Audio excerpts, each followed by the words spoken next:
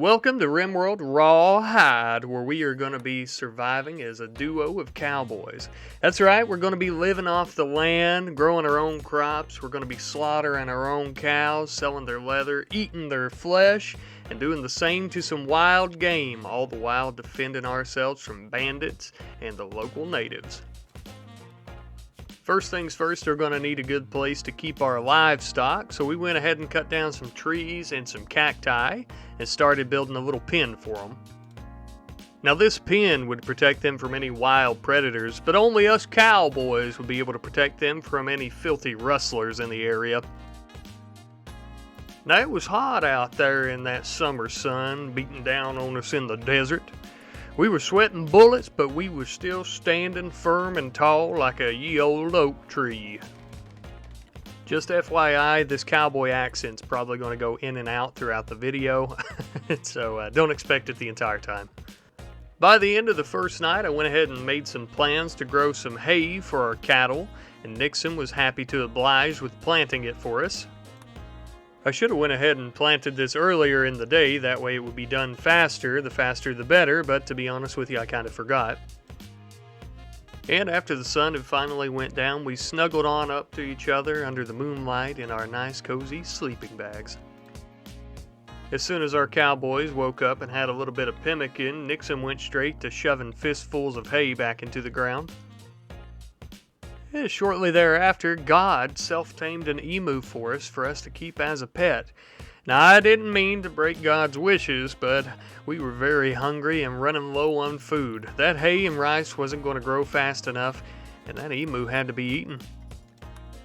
Not too long after, Dexter decided to milk the cow for the first time, and he got a good bit of milk from her, and he wasted no time turning that milk into a meal somehow. He also decided it'd be a great time to cut up that dead emu that's been rotting in the sun for a few hours.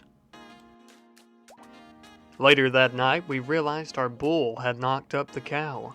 This is what we wanted. This is why we have been singing romantic songs to them, trying to get them to get it on so we could have some baby calves and start our hide empire.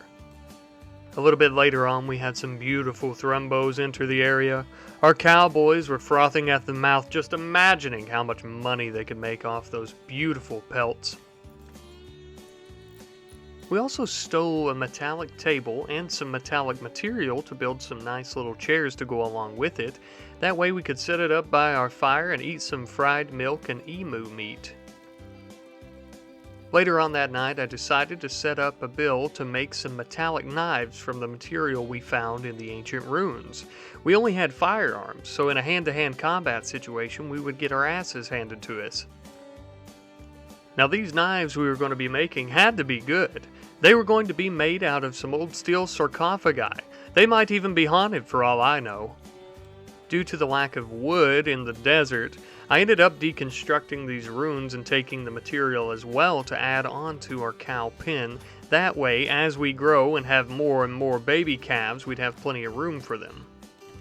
Now those cows were tickled plum pink when they seen all the free room they had to move around in, and they spotted a little tuft of grass poking up through the sand and they munched on it. Now there was a problem with food. We still hadn't had any hay, but we did have some rice. So I went ahead and just hauled some rice in there for the cows to eat because, well, I didn't want them to miscarry or anything from starvation. Nixon also went ahead and started planting some heel root, which I almost completely forgot about. All the while, Dexter was hunting this small little fox up by the river so we could eat it for dinner tonight, and then eventually he gave up after missing about 3 or 4 times.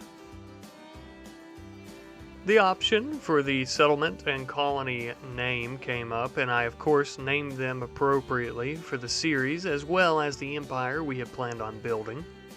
Then in the dead of night, a wild man wandered into our desert. We pondered whether we should kill them or tame them.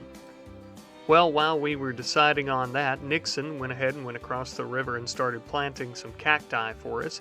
If we were going to start building some stuff out of wood, we were going to need at least a decent supply of cacti. All the while, Dexter was actually digging into the mountains so we'd have a nice secure place to store food and hay and other things like that.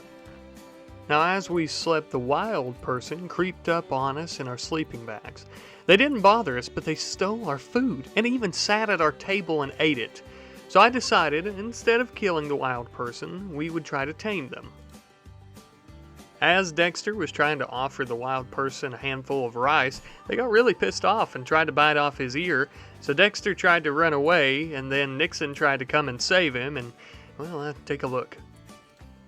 Now that savage beast chased Dexter around the cow pen for quite a while. Occasionally we would clip them with our pistol and with our shotgun, but it was almost as if they were made out of stone. They just would not drop.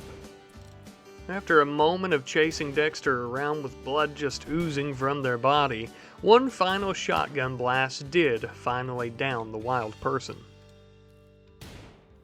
Unfortunately, we didn't have a town hangman yet, so Nixon decided to enact justice in the form of execution with his little tiny pistol. Later in the evening, we actually had our first visitor from one of the local tribes. He had a funny-looking leather elephant helmet on, which I thought was very interesting. The tribesman had nothing to trade, but he did leave us a really sweet-ass bow and arrow. In the dead of night, an ostrich lost its damn mind and decided that Nixon's flesh looked absolutely scrumptious, so thus it went to attack him. Dexter was on his way down, trying to save him, as well as Nixon trying to defend himself with that knife that we made. And after a few moments, we were able to overpower the ostrich. Unfortunately, though, the damage was done. Nixon had took a hell of a beating from that ostrich. That ostrich, I mean, it was a filthy ostrich as well, as you'll see. Nixon got multiple, I think 3 infections altogether, which was absolutely horrible because at the time we didn't have any heel root, so we were just stuffing sand into the gaping wounds trying to clean them with our, I suppose, saliva. I'm not really sure. Dexter done the best he could with what he had, though. Like I said, I think he was just spitting into the wounds and then rubbing some filthy sand into it to maybe try and compact it and make it, I don't know, scab over, something like that to kill the infection. At a certain point, though, the heel root was finally big enough that we could actually harvest it and we could actually use it on his wounds. I mean, this ended up being a lifesaver, though. This was the only thing that saved him from the infection. When he developed immunity, I think the immunity maybe was about 1 to 2% higher, just barely over the infection. It's also worth noting that our cows finally ended up having that baby. I think in the dead of night they also made a little bit more loving, so hopefully we have some more calves soon. Truly, we will hopefully have a leather empire soon. It's going to take time and, a lot of effort, but we will get there. We will build this empire from the ground up. And speaking of leather, we were actually building tents out of animal hide, and I also grew some cotton so that we'd be able to use cloth.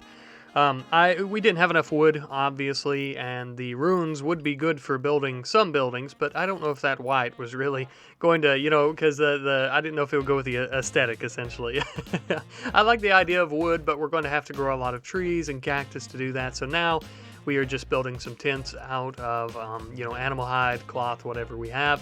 And I feel like that would be a good start for the town, that sort of thing. And it kind of gives those vibes to me of like you've seen, like the railroad crews from like the 1800s or whatever, and they would just set up these like tent towns where it's, not actual buildings. And that's kind of what it makes me feel like. Alright though, that is going to be the end of part 1 of our RimWorld Rawhide series. I hope you guys have enjoyed this video. I really enjoyed recording it and playing for it and, stuff like that. So let me know what you guys think in the comment section down below. If you like this format of recording that I'm doing, where I'm not like commentating while playing and it's after and all that. Let me know what you think about the series though. I hope you guys have truly enjoyed. Thank you so much for watching. You guys are awesome. I love you, and I'll see you in the next one. Goodbye.